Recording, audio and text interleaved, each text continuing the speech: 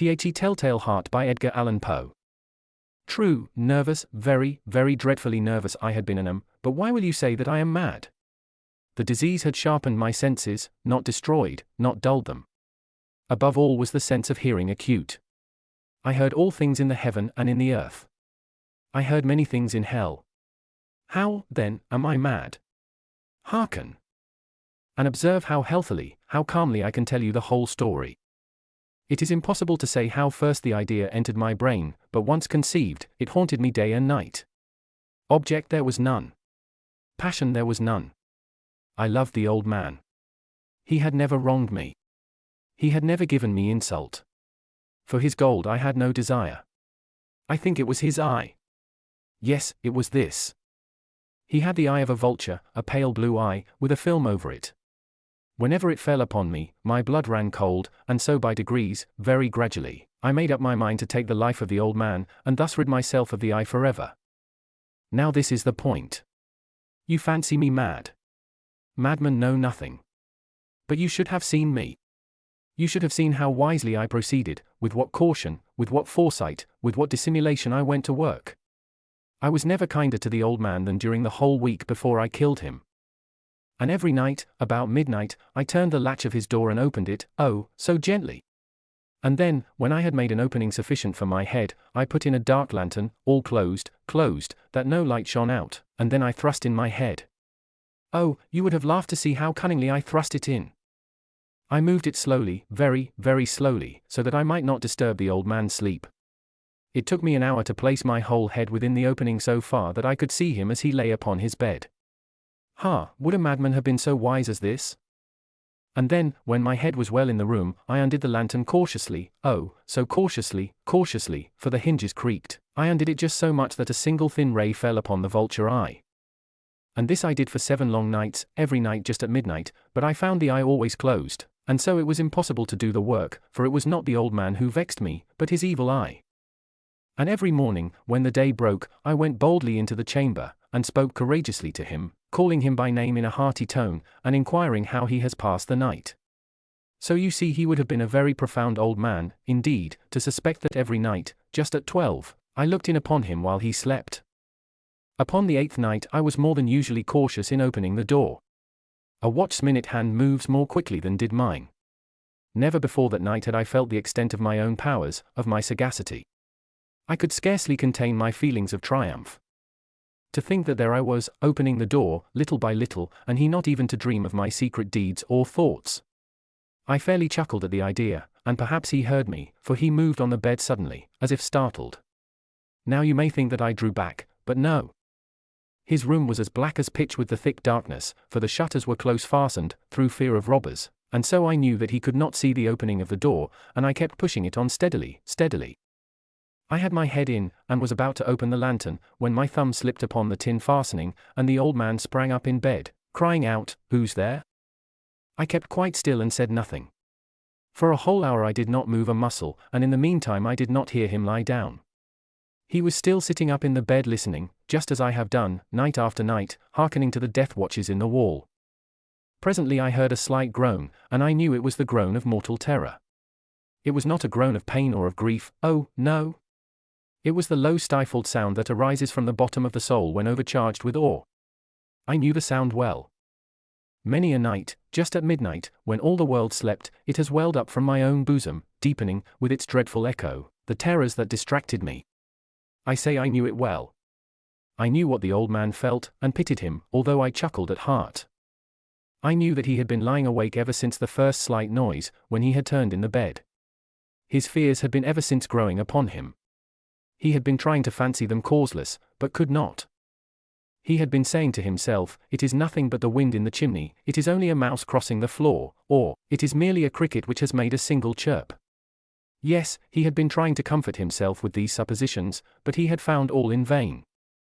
All in vain, because death, in approaching him, had stalked with his black shadow before him, and enveloped the victim. And it was the mournful influence of the unperceived shadow that caused him to feel, although he neither saw nor heard, to feel the presence of my head within the room. When I had waited a long time, very patiently, without hearing him lie down, I resolved to open a very, very little crevice in the lantern. So I opened it, you cannot imagine how stealthily, until, at length a simple dim ray, like the thread of the spider, shot from out the crevice and fell full upon the vulture eye.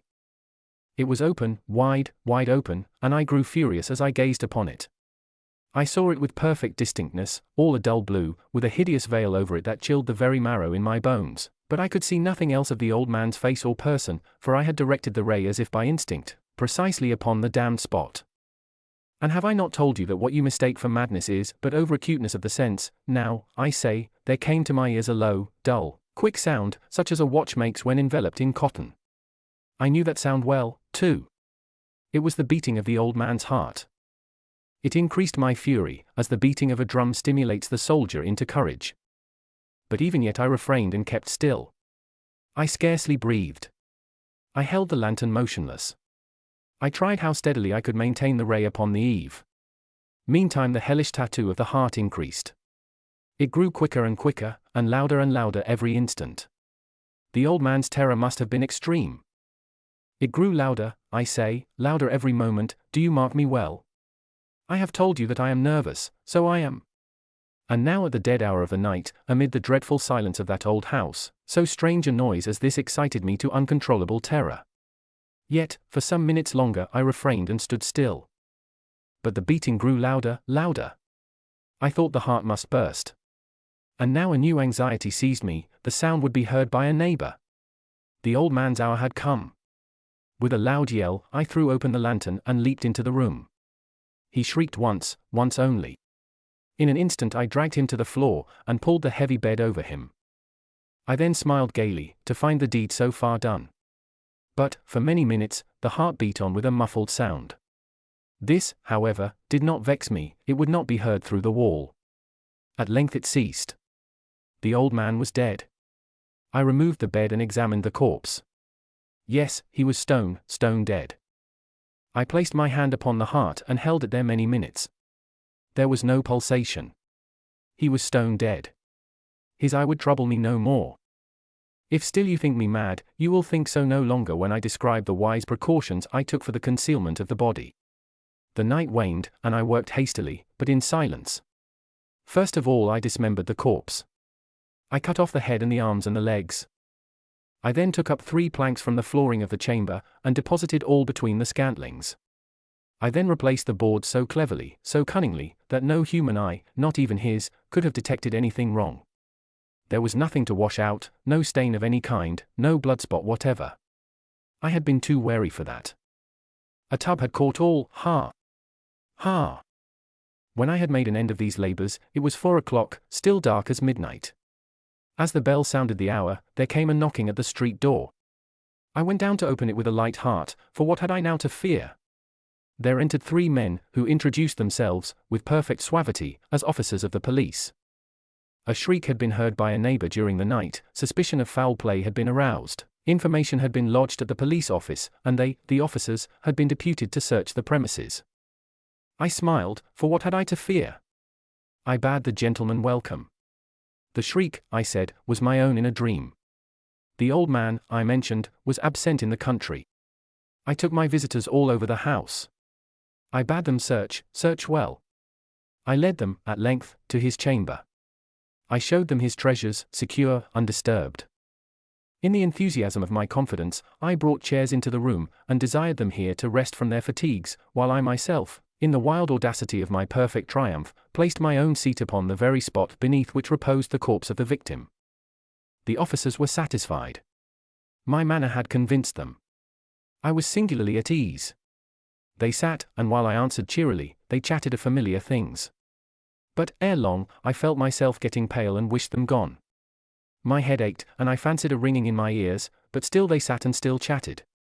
The ringing became more distinct, it continued and became more distinct, I talked more freely to get rid of the feeling, but it continued and gained definiteness, until, at length, I found that the noise was not within my ears. No doubt I now grew very pale, but I talked more fluently, and with a heightened voice. Yet the sound increased, and what could I do? It was a low, dull, quick sound, much such a sound as a watch makes when enveloped in cotton. I gasped for breath, and yet the officers heard it not. I talked more quickly, more vehemently, but the noise steadily increased. I arose and argued about trifles, in a high key and with violent gesticulations, but the noise steadily increased. Why would they not be gone?